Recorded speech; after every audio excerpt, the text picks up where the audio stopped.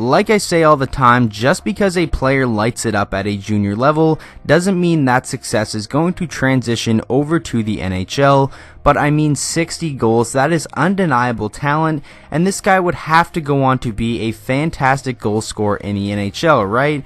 Well, not quite, because Emerson Etem was never able to transition his amazing goal scoring ability to an NHL level despite scoring 60 goals in junior, and that is going to be the subject of today's video: what happened to the once amazing goal scorer Emerson Etem. Growing up in Long Beach, California, Emerson Etem comes from a family with a very proud athletic background. His mother, Patricia, was a member of the U.S. Olympic rowing team in 1980.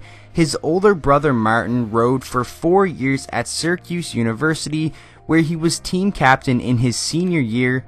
Emerson Etem definitely had the genes to become a very fantastic athlete, but many people in his family didn't really think hockey was going to be the route that he would take. But Emerson ended up falling in love with the game and decided to make his goal to be a professional hockey player. At the age of 14, Emerson and his family would move to Minnesota so he could pursue his dreams of one day becoming an NHL player. He would go on to play at Shattuck St. Mary's, where he led the Bantam team to a third place finish at the Tier 1 14 and under 2007 National Championship in New York City. In his freshman year as the only sophomore on the Shattuck St. Mary's 2007-2008 Midget Minor AAA team, Etem helped the Sabres win their second consecutive Tier 1 17 and under national title. This was the first time the team has accomplished this in their history. After really impressing Canadian Hockey League scouts, Emerson Etem was drafted into the Western Hockey League 115th overall by the Medicine Hat Tigers in the 2007 Bantam Draft.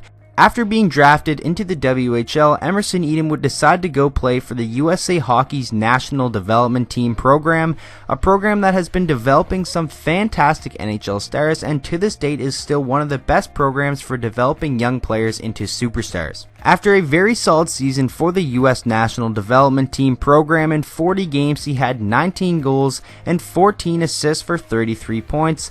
Emerson Etem's rights were still owned by the Medicine Hat Tigers, and he would decide to go play for them in the 2009-10 season. And Emerson Etem would look very impressive, as in 72 games he scored 37 goals and added 28 assists for 65 points, leading all rookies in the WHL in scoring and really impressing Medicine Hat Tigers management.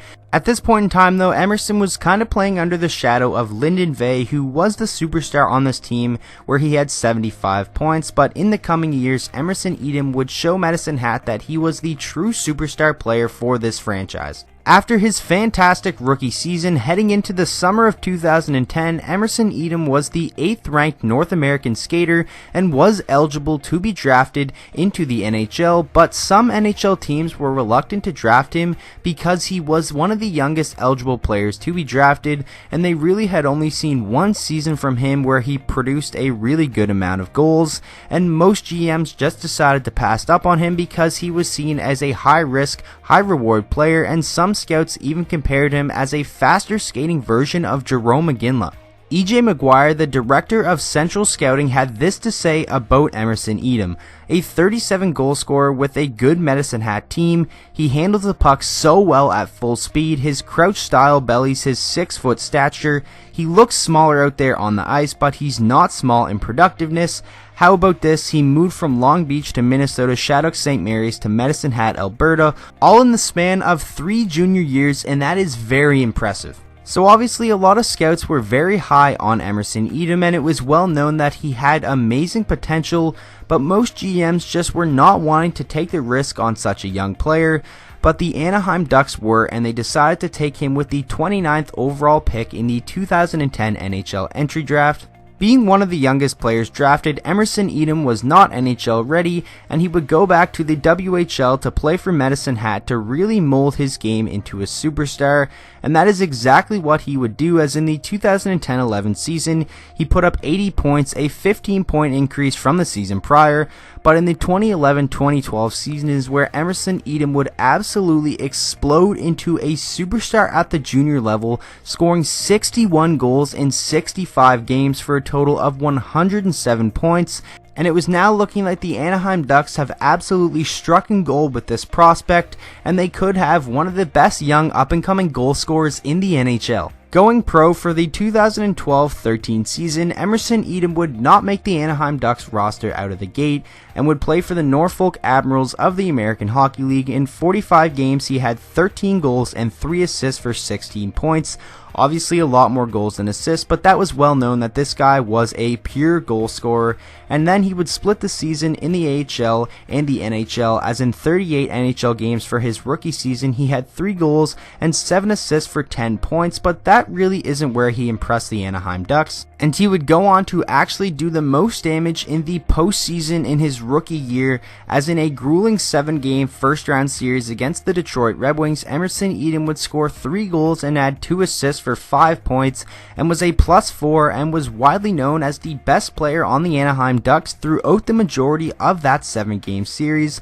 And although it was a loss, the future certainly was looking bright, and they really thought that they had a guy who could come in and maybe bring them over the hump and make them into a legitimate Stanley Cup contender. Even though the expectations for Emerson Etem coming off this amazing postseason was very high, the Anaheim Ducks didn't rush him and decided to play him another half season in the American Hockey League, and that looked like a fantastic decision, as in 50 games he scored 24 goals and added 30 assists for 54 points. And now after his first 2 years of playing pro, the 2014-15 season was where the Anaheim Ducks really expected this guy to become a full-time NHL player and mold into that superstar that they really expected him to be after impressing them from every standpoint up until this point in time.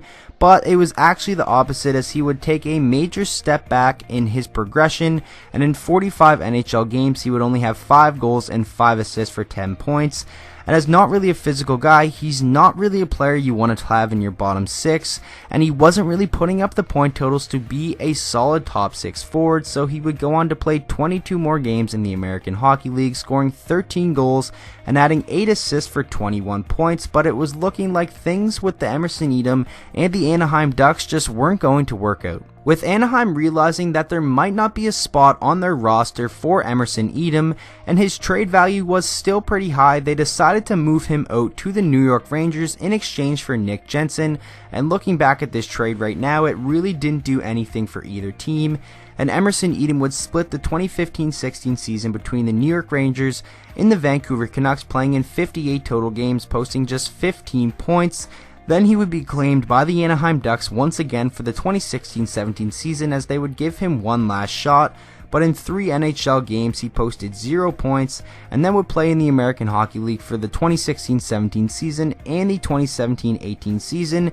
And now his professional career in North America has come to an end, and Emerson Etem is currently playing in the Swiss League for the 2017-18 season, and it's looking like that is where he's going to play next year as well, if he does decide to continue his professional hockey career.